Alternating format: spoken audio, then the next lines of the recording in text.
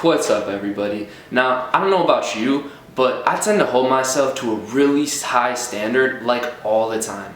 Whenever I feel like I didn't get quite as good of a result as I could have gotten, or I come up short, or the outcome just isn't what I wanted it to be, I used to struggle with thinking really negative thoughts about myself and saying really negative things.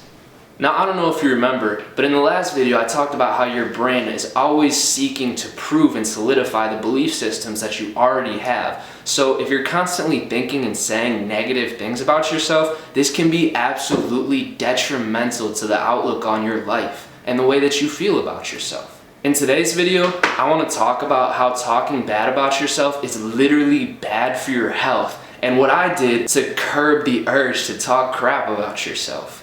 Watch on for more.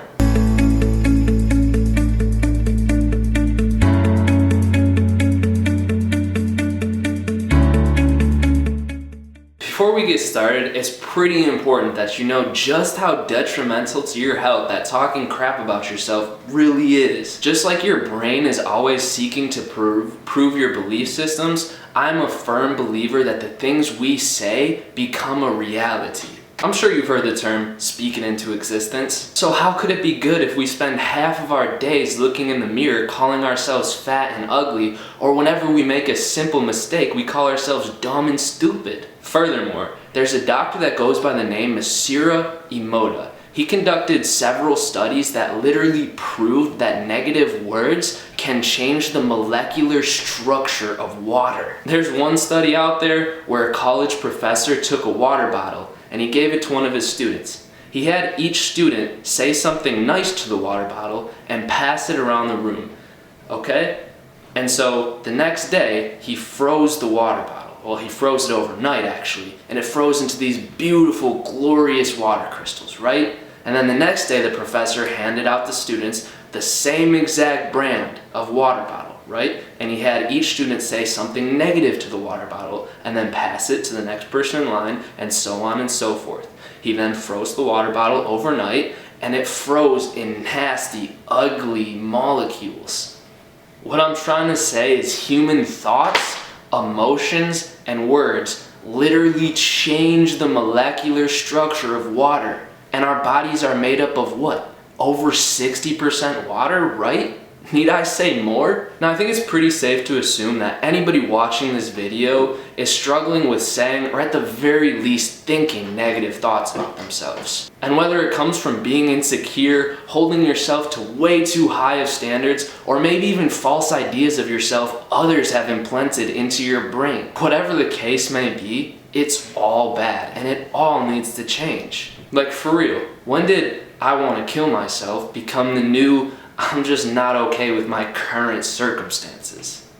Just remember, there's plenty of steps that we can take to get better, and surely you are not alone, so don't lose hope just yet.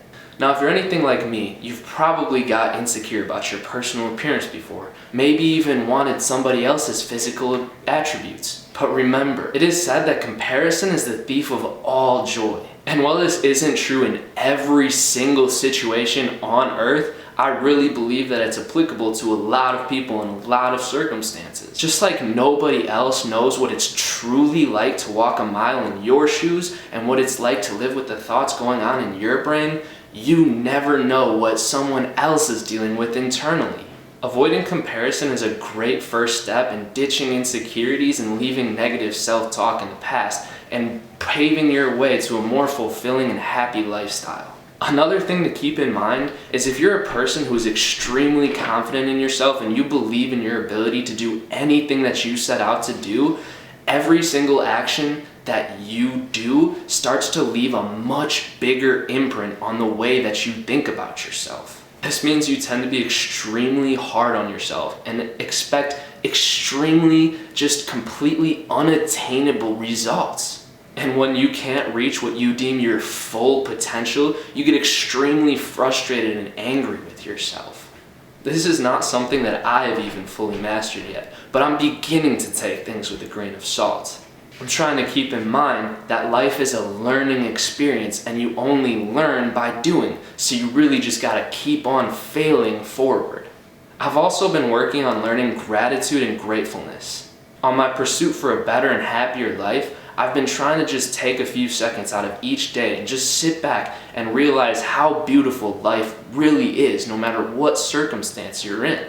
It's really amazing. You start to realize how much this world has to offer in a non-monetary sense. Taking a step back from a situation to just breathe and watch my ideas and think why I'm truly feeling them or having them before just erupting in frustration has really helped me out.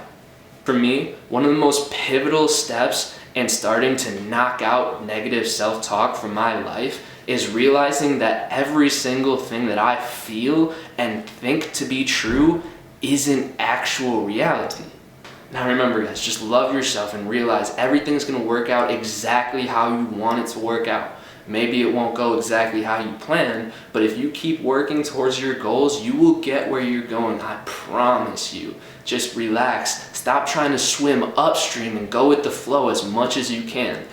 Check back next week for another video on how to improve your life. And yeah, that's it.